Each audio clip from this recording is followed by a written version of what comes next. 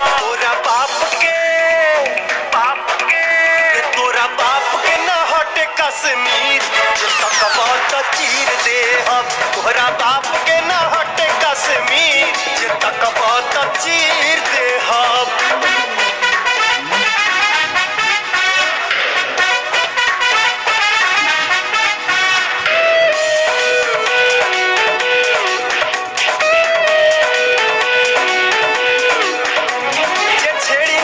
छोड़े के हवा के रुख में मोड़े के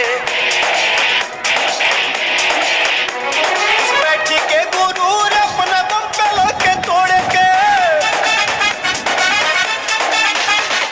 छेड़ी नहीं के छोड़े के हवा के रुख भी मोड़े के बैठी के गुरूर अपना दम पे लड़के तोड़े के सोचबो डर जाए लांग दोनों काट ले हम टांगे कोई इंच नहीं फने हम लकीर दे।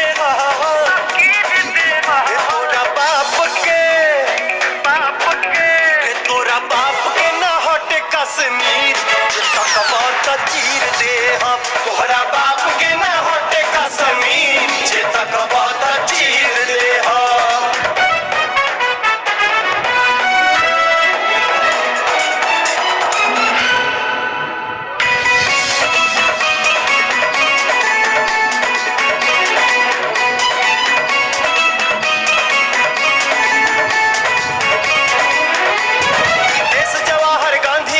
भगत सिंह फौलादी के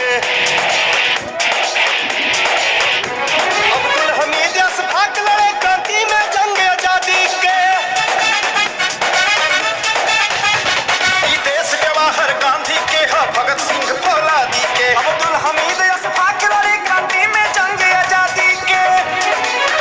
चाहे हिंदू मुसलमान सभे भारत माई के सानिए तिरंगा खातिर नाप हम शरीर दे